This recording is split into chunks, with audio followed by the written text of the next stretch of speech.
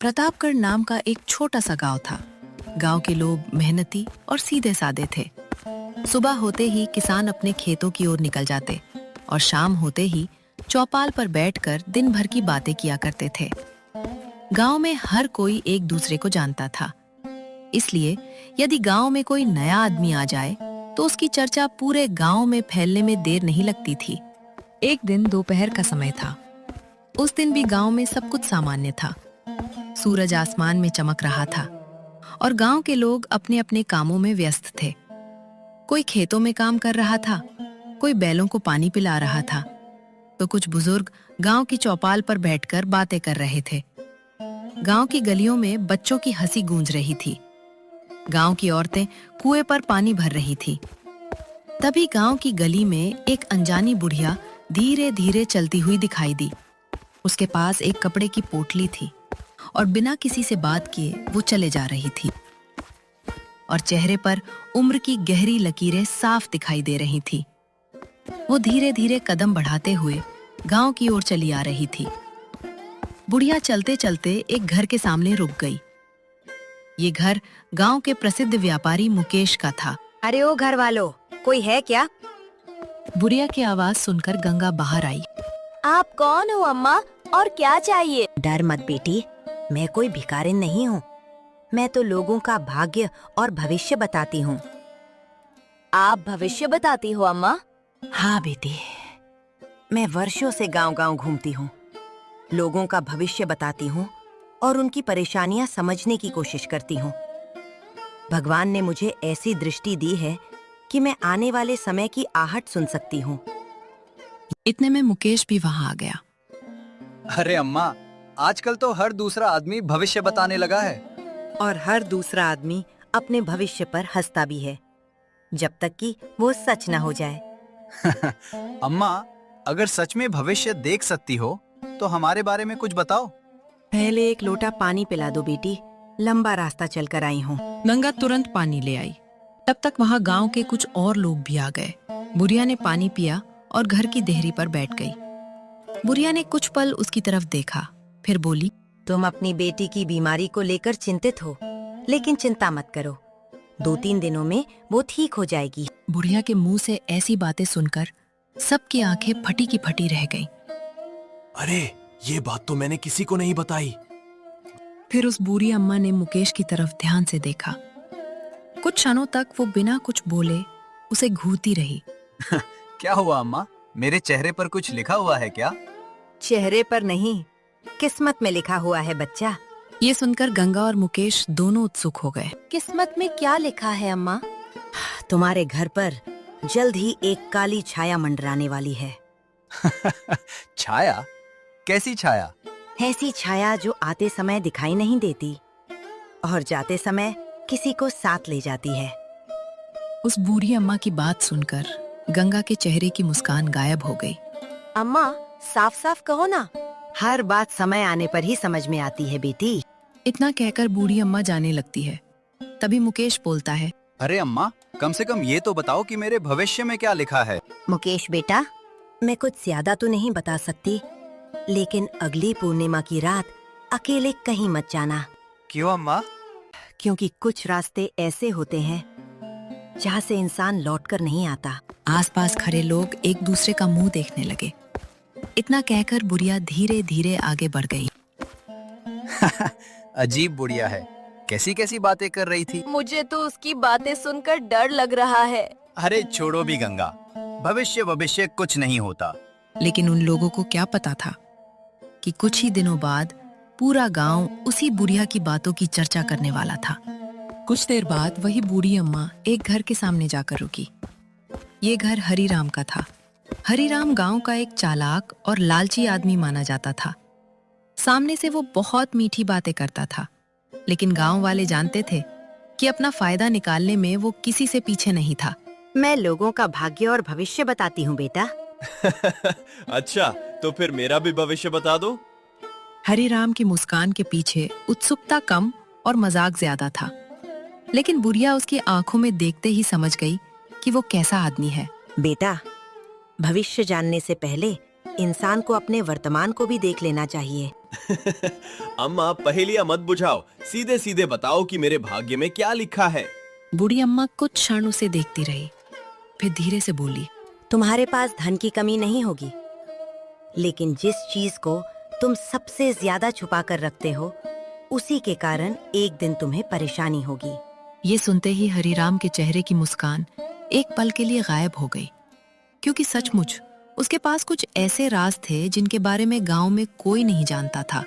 अरे अम्मा, हर आदमी के पास कोई ना कोई राज होता है। वो तो समय बताएगा बेटा। आसपास के कुछ लोग भी वहां मौजूद थे। बूढ़ी अम्मा की बात सुनकर सब लोग एक दूसरे का मुंह देखने लगे। किसी को समझ नहीं आ रहा था कि आखिर ये औरत कौन है। अब हरिराम भी थोड़ा गंभीर हो गया। तो क्या मेरे साथ कुछ बुरा होने वाला है? बुरा या अच्छा, ये इस बात पर निर्भर करता है कि इंसान ने अपने जीवन में क्या बोया है। अम्मा, तुम्हारी बातें मेरी समझ से बाहर हैं। समझ आ जाए तो भविष्यवाणी नहीं कहलाती बेटा। इतना कहकर बूढ़ी अम्मा जाने के लिए तैयार हो गई। अरे अम्मा, जाते जाते इतना तो बताओ कि आने वाले दिनों में क्या होगा। बूढ़ी अम्मा हरिराम की बात सुनकर रुकी और कर बोली, आने वाले दिनों में पूरे गांव की किस्मत बदलने वाली है, और जब लोग पीछे मुड़कर देखेंगे तो उन्हें बहुत सी बातें समझ आएंगी। इतना कहकर बुढ़िया वहां से चली गई। उसे समझ नहीं आ रहा था कि बुढ़िया सच में भविष्य जानती है या फिर लोगों के मन की बातें पढ़ लेती है। बुढ़िया गांव की गलियों में धीरे धीरे आगे बढ़ती रही। अब तक कई लोगों की नजर उस पर पड़ चुकी थी। कुछ लोग उसकी बातों पर विश्वास कर रहे थे तो कुछ उसे पागल समझकर हंस रहे थे। लेकिन बुढ़िया किसी की बातों पर ध्यान दिए बिना अपने रास्ते पर चलती रही। कुछ देर बाद वो एक घर के सामने जाकर रुक गई। ये घर किशन लाल का था। तुम कौन हो अम्मा?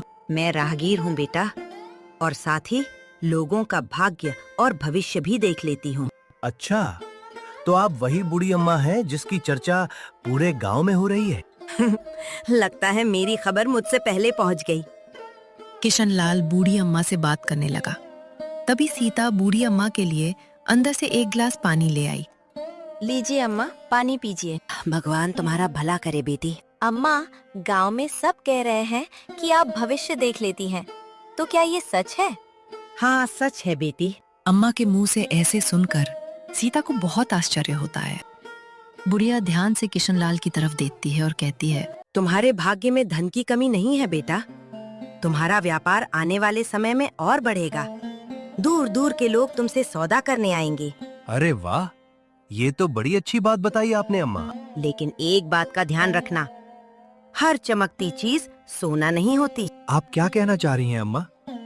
आने वाले दिनों में तुम्हारे सामने ऐसा अवसर आएगा जिसे देखकर तुम्हारा मन बहुत ललचाएगा। और ये भी याद रखना बेटा, कभी कभी अतीत की परछाइयाँ बहुत दूर तक पीछा करती हैं। ये सुनते ही किशन लाल का चेहरा उतर गया। बुढ़िया की बातें सुनकर किशन लाल और सीता दोनों खुश भी हुए और सोच में भी पड़ गए। इतना कहकर बुढ़िया वहां से चली गई। किशन लाल और सीता बहुत देर तक उसकी बातों के बारे में सोचते रहे। किसी को नहीं पता था कि ये बुढ़िया अपने साथ एक ऐसा रहस्य लेकर आई है जो बहुत जल्द पूरे गांव में हलचल मचा देगा। धीरे धीरे शाम होने लगी। लोग अपने घरों की ओर लौटने लगे। अगली सुबह प्रतापगढ़ गांव में सूरज तो रोज की तरह ही निकला था, लेकिन लोगों की बातचीत का विषय वही रहस्यमयी बुढ़िया थी। जिस किसी ने भी उसे देखा था वो उसके बारे में कुछ न कुछ कह रहा था। कुएं पर पानी भरती औरतें भी उसी की चर्चा कर रही थीं। अरे गंगा, कल बुढ़िया तुम्हारे घर आई थी ना? हाँ, आई थी। फिर क्या बोली? ज्यादा कुछ नहीं बोली। अरे कुछ तो बताया होगा। बस इतनी बात कही कि मेरे पति कई दिनों से परेशान हैं, लेकिन मुझे समझ नहीं आया कि उसे ये सब कैसे पता चला। मुझे तो कुछ गड़बड़ लग रहा है। मैं तो कहती हूँ उसे सचमुच कुछ दिखाई देता होगा। नहीं रे, मुझे तो अभी भी भरोसा नहीं है। उधर चौपाल पर भी वही चर्चा चल रही थी। रघुनाथ, हरिराम और गांव के कुछ दूसरे आदमी बैठे हुए थे। अरे भाई, अब तो मानता है ना कि उस बुढ़िया में कुछ बात है। कल तक मुझे भी विश्वास नहीं था, लेकिन उसने मेरा नाम बता दिया।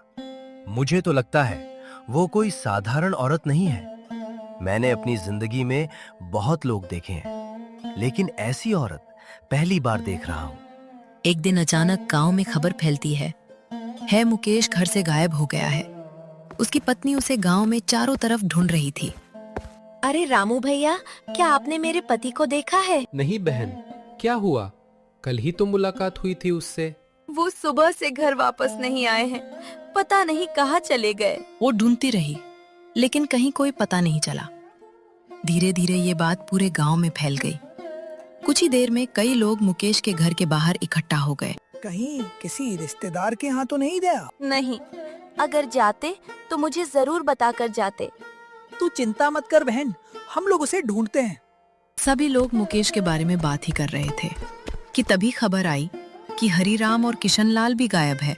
वो भी नहीं मिल रहे। उनका भी परिवार उन्हें ढूंढ रहे थे लेकिन वो कहीं नहीं मिले।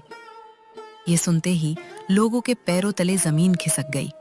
क्या वो भी गायब हो गए? हाँ, रात को घर में थे लेकिन सुबह उठी तो कहीं नहीं मिले। कुछ ही देर में ये खबर पूरे गांव में फैल गई। अब लोगों के मन में डर बैठने लगा था क्योंकि ये कोई पहली घटना नहीं थी। हमें उन्हें ढूंढना चाहिए। आखिर वो तीनों कहाँ गायब हो गए? हाँ, चलो सब ढूंढते हैं। इसके बाद गांव के लोग अलग अलग दिशाओं में निकल पड़े। कुछ लोग खेतों की तरफ गए, कुछ नदी किनारे खोजने लगे, कुछ जंगल की ओर निकल गए। लेकिन कई घंटों की तलाश के बाद भी उन लोगों का कोई पता नहीं चला। पूरा गांव हैरान था। किसी को समझ नहीं आ रहा था कि आखिर वो गए कहाँ है। तुम लोगों को ये सब अजीब नहीं लगता? पहले बुढ़िया गांव में आती है, फिर उनके घर जाती है और उसके अगले ही दिन वो तीनों गायब हो जाते हैं। हाँ, हमको भी लगता है इस सबके पीछे वही बुढ़िया है। आज से हम लोग उस पर नजर रखेंगे। इतना तो पक्का है कि ये बुढ़िया वैसी नहीं है जैसी दिखती है। दोनों ने वहीं एक फैसला कर लिया। वे बुढ़िया की हर गतिविधि पर नजर रखेंगे। उन्हें क्या पता था कि ये फैसला उन्हें एक ऐसे रहस्य तक ले जाएगा जो पूरे प्रतापगढ़ गांव की नींव हिलाकर रख देगा। लोगों के गायब होने की खबर ने पूरे प्रतापगढ़ गांव में डर फैला दिया था। उस दिन दोपहर को चौपाल पर गांव के लगभग सभी लोग जमा हो गए। गांव के मुखिया भी वहां मौजूद थे। मुखिया जी, अब ये मामला साधारण नहीं है। पहले मुकेश गायब हुआ, फिर हरिराम और अब किशनलाल भी गायब हो गया। हमने पूरे गांव में उनको ढूंढा लेकिन वो कहीं नहीं मिले। देखते ही देखते चौपाल का माहौल गर्म हो गया। लोग तरह तरह की बातें करने लगे। शांत हो जाओ सब लोग। एक बार फिर से हम लोग मिलकर उनको ढूंढने चलते हैं। कोई ना कोई सुराग तो मिल ही जाएगा। सब लोग एक बार फिर उनको ढूंढने जाते हैं। उनको गायब हुए 2 दिन बीत चुका था। पूरा गांव अभी तक उसी की चर्चा कर रहा था। गांव वालों ने उन्हें ढूंढने की बहुत कोशिश की लेकिन उनका कहीं कुछ पता नहीं चला। अंधेरा हो चुका था। बरगद के पेड़ के नीचे वही बुढ़िया बैठी हुई थी। गांव के लोग अपने अपने घरों में चले गए थे लेकिन मोहन और अर्जुन जाग रहे थे। ये बुढ़िया पर नजर बनाए हुए थे। दोनों के मन में ये सवाल भी चल रहा था कि क्या सचमुच लोगों को गायब करने में इसी का हाथ है। उनकी नजर लगातार बुढ़िया पर थी। कुछ देर बाद बुढ़िया धीरे धीरे उठी। उसने अपना झोला कंधे पर डाला, लाठी उठाई और गांव के बाहर जाने वाले रास्ते की तरफ चल पड़ी। ये देखकर दोनों चौंक गए। देखा, मैंने कहा था ना, कुछ गड़बड़ है। चलो इस बुढ़िया का हम लोग पीछा करते हैं। दोनों युवक सावधानी से उसके पीछे चलने लगे। बुढ़िया लगातार गांव से दूर जा रही थी। कुछ देर बाद वो गांव के बाहर एक पुराने सुनसान रास्ते पर पहुंच गई। वो रास्ता सीधे जंगल की तरफ जाता था। दोनों युवक दूर खड़े उसे देख रहे थे। उनकी धड़कनें तेज हो चुकी थीं, क्योंकि पहली बार बुढ़िया उन्हें किसी रहस्य की तरफ ले जाती दिखाई दे रही थी। लेकिन उन्हें नहीं पता था कि जंगल के अंदर उनका सामना ऐसी चीज से होने वाला है जिसकी उन्होंने कभी कल्पना भी नहीं की थी। मोहन, मुझे ये ठीक नहीं लग रहा। अब इतनी दूर आ गए हैं, वापस नहीं लौट सकते। लेकिन ये बुढ़िया आखिर जा कहाँ रही है? तभी उन लोगों ने देखा कि बुढ़िया एक पुराने खंडहर घर के अंदर जाती है। वो दोनों भी धीरे धीरे उसके पीछे चल देते हैं। भला इस सुनसान जगह पर कौन रहता होगा? चलो पास जाकर देखते हैं। अगर उसने हम लोगों को देख लिया तो? सच्चाई जाननी है तो हम लोगों को हिम्मत दिखानी पड़ेगी। दोनों धीरे धीरे उस खंडहर के पास पहुंचे। दोनों की धड़कनें तेज हो गईं। उन्हें हल्की आवाजें सुनाई देने लगी। ऐसा लग रहा था जैसे कोई लोग आपस में बात कर रहे हों। यहाँ से कैसे बाहर दोनों निकलेंगे एक हम दूसरे लोग? का चेहरा देखने लगे। तुमने कुछ सुना मोहन? हाँ, कोई है, और शायद एक नहीं, कई लोग हैं। अब ये बात लगभग साफ हो चुका था कि उस खंडर में कोई बड़ा रहस्य छिपा हुआ है, लेकिन वो रहस्य क्या था, ये अभी भी उन्हें नहीं पता था। और फिर अचानक नीचे से एक ऐसी आवाज आई जिसे सुनकर दोनों के रोंगटे खड़े हो गए, क्योंकि वो आवाज मदद के लिए पुकार रही थी। हमें यहाँ से बाहर निकालो, कोई है, बचाओ। दोनों युवक सन्न रह गए। अब उन्हें समझ आ चुका था कि इस जंगल में कुछ बहुत बड़ा छिपा हुआ है, लेकिन अभी उन्हें ये नहीं पता था कि उस तहखाने में कौन लोग कैद है और उन्हें वहां किसने बंद कर रखा है। अब दोनों समझ चुके थे कि मामला साधारण नहीं है। मुकेश, हरीराम और किशनलाल के गायब होने के पीछे कोई बड़ा रहस्य छिपा था। तभी उस बुढ़िया की आवाज आती है, तुम दोनों भी अंदर आ जाओ। इतना सुनते ही डर के मारे दोनों की हालत खराब हो गई। दोनों डरते डरते अंदर जाते हैं और वहां का दृश्य देखकर उनकी आंखें फटी की फटी रह गईं। तभी उनकी नजर जमीन पर बैठे किशनलाल, मुकेश और हरीराम पर पड़ी। उन्हें देखकर ऐसा लग रहा था मानो बुढ़िया ने उनके ऊपर जादू कर दिया हो। किशनलाल काका, आप यहाँ? मोहन, तुम यहाँ कैसे पहुंचे? हम आप लोगों को ढूंढ रहे थे। सारा गांव परेशान है आप लोगों को ढूंढ ढूंढ कर। हमें यहाँ से निकालो, कृपा करके हमें बचा लो। अब सब कुछ साफ हो चुका था। तीनों जिंदा थे और इसी खंडर में कैद थे, लेकिन सबसे बड़ा सवाल अभी बाकी था। आप लोगों को यहाँ किसने बंद किया और क्यों? उस बुढ़िया ने। क्या? हमें उसी ने यहाँ लाकर बंदी बनाया है। लेकिन क्यों? वो कहती है कि हम सब ने एक बहुत बड़ा पाप किया है और हमें अपनी गलती की सजा भुगतनी पड़ेगी। बूढ़ी अम्मा, भला इन मासूम लोगों ने क्या अपराध किया है जो आपने यहाँ बंदी बना के रखा है? बेटा, मुझे पता था कि तुम लोग इन लोगों को खोजते खोजते जरूर यहाँ आओगे। अब तुम लोगों को सब कुछ पता चल जाएगा। अगर यही बात गांव में बताती तो किसी को यकीन नहीं होता। अम्मा, अगर आपकी कुछ समस्या थी तो आप गांव के मुखिया को भी तो बता सकते थे। दोनों बूढ़ी अम्मा से बात कर ही रहे थे कि बीच में करुणा भरी आवाज में बोलता है, अब और कब तक हमें यहाँ कैद रखोगी? तुम्हारा बदला पूरा नहीं हुआ क्या? बदला शब्द सुनते ही दोनों चौंक गए। बदला? किस बदले की बात कर रहे हैं आप लोग? वही बदला जिसका इंतजार मैंने 20 साल किया है। आखिर 20 साल पहले हुआ क्या था? बुढ़िया उन्हें सब बताती है। 20 साल पहले इस गांव के पुराने शिव मंदिर में एक पंडित रहता था। वो ईमानदार था, गरीब था, लेकिन पूरे गांव में उनका सम्मान था। फिर एक रात मंदिर का खजाना चोरी हो गया। गांव वालों ने बिना जांच पड़ताल किए उस चोरी का आरोप उसी पंडित पर लगा दिया। क्या? हाँ, और सबसे आगे ये लोग थे। किशनलाल, हरीराम और मुकेश किसी से नजर नहीं मिला पा रहे थे। उन लोगों के मन में हजारों सवाल आ रहे थे। इन लोगों ने झूठी गवाही दी, भीड़ को भड़काया और उस निर्दोष आदमी को चोर साबित कर दिया। फिर क्या हुआ? और उनको गांव से निकाल दिया। वो अपमान सहन नहीं कर पाए। कुछ दिनों बाद उनकी मृत्यु हो गई। लेकिन उस पंडित का आपसे क्या संबंध था? इतना सुनते ही बुढ़िया की आंखों से आंसू निकल पड़े। वो मेरे पति थे। बुढ़िया ने जो बताया उसे सुनकर सभी स्तब्ध रह गए। अब उन्हें समझ आ गया था कि ये 20 साल पुराने दर्द की कहानी थी। लेकिन अगर आपके पति निर्दोष थे तो असली चोर कौन था? कोई कुछ नहीं बोल रहा था। किशनलाल, हरीराम और मुकेश बार बार अपना पसीना पोंछ रहे थे। उनकी नजरें इधर उधर घूम रही थीं, जैसे वो किसी डर में जी रहे हों। इन तीनों ने झूठी गवाही दी थी, यही चोर है। 20 साल तक इन लोगों ने सच छिपा कर रखा। उनके चेहरे का रंग उड़ गया, उनकी सांसें तेज हो गईं, हाथ कांपने लगे। अब वो पूरी तरह घिर चुके थे। कुछ पल तक तीनों चुप रहा, बस तीनों एक दूसरे को देख रहे थे। धीरे धीरे उसकी आंखों से आंसू निकलने लगे। मैं असली चोर नहीं हूँ। ये सुनते ही सभी लोग चौंक गए।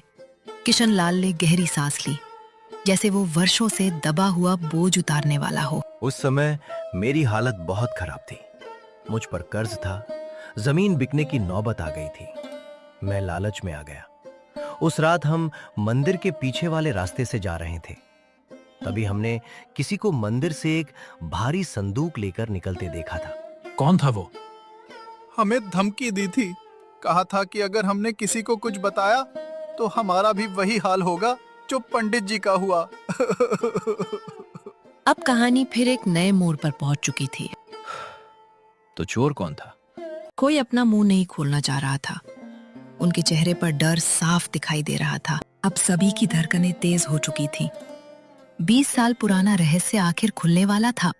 नाम बताइए आप लोग, आखिर वो आदमी कौन था? वो चोर कोई और नहीं बल्कि गांव का जमींदार था। जमींदार का नाम सुनकर सबके होश उड़ गए।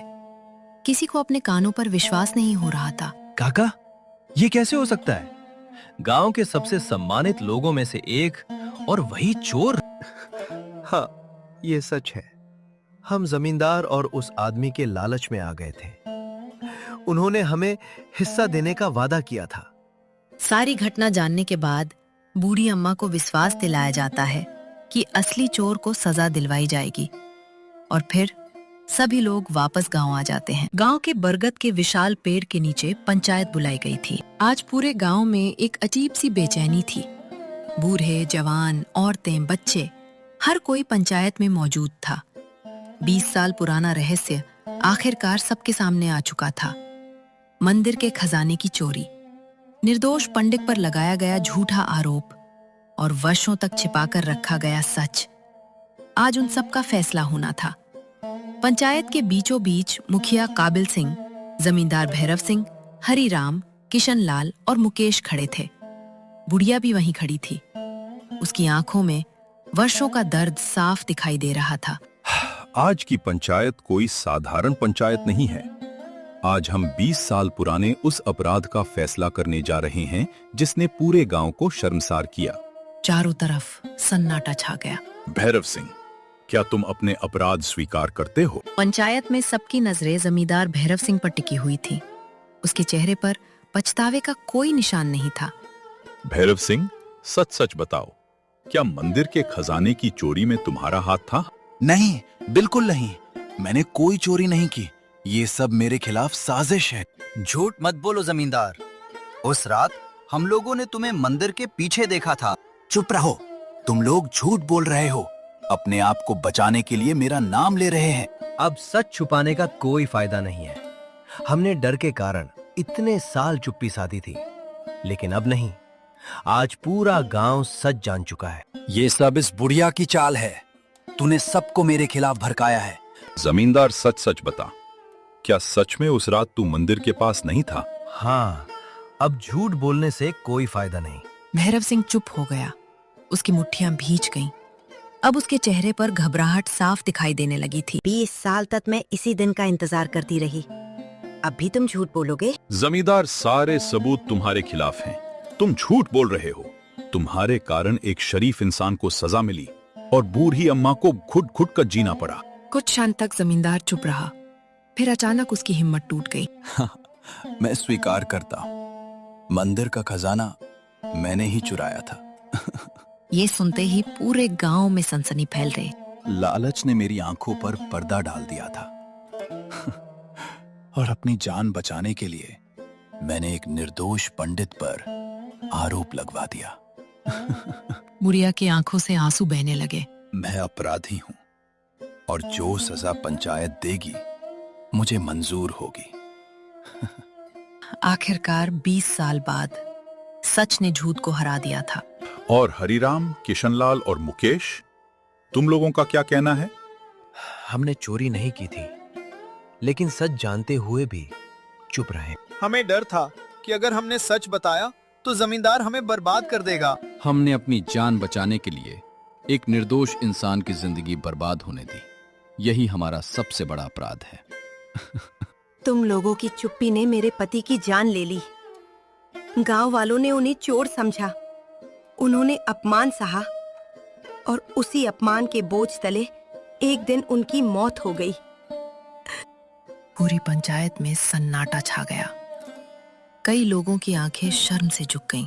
मैंने 20 साल तक सिर्फ एक ही चीज चाही थी, सच। आज सच सामने है। अब फैसला पंचायत करे। मुखिया कुछ क्षण सोचता रहा, फिर वो बोलता है, भैरव सिंह इस पूरे अपराध का मुख्य दोषी है। उसने लालच में आकर मंदिर का खजाना चुराया और एक निर्दोष व्यक्ति पर झूठा आरोप लगवाया। और तुम लोगों ने अपराध नहीं किया, लेकिन अपराध को छिपाया। कई बार सच जानकर भी चुप रहना अपराध करने जितना ही बड़ा दोष होता है। मुखिया की बात सुनकर सभी गांव वाले सहमति में सिर हिलाने लगे। भैरव सिंह अपनी सारी जमीन और संपत्ति मंदिर और गांव के नाम करेगा और हरिराम, किशनलाल तथा मुकेश आने वाले वर्षों तक गांव की सेवा करेंगे ताकि अपने अपराध का प्रायश्चित कर सकें। फैसला सुनते ही पूरे गांव में खुसर पुसर शुरू हो गई, लेकिन किसी ने विरोध नहीं किया। और आज से इस पंचायत की राजमाता के रूप में बूढ़ी अम्मा को सम्मानित किया जाता है। अब इस पंचायत के हर बड़े फैसले में उनकी सलाह और उनका निर्णय सबसे महत्वपूर्ण होगा। सुन रहे हो ना? आज आखिरकार तुम्हें न्याय मिल गया। उसकी आंखों से आंसू बह निकले, लेकिन इस बार उन आंसुओं में दर्द कम और सुकून ज्यादा था।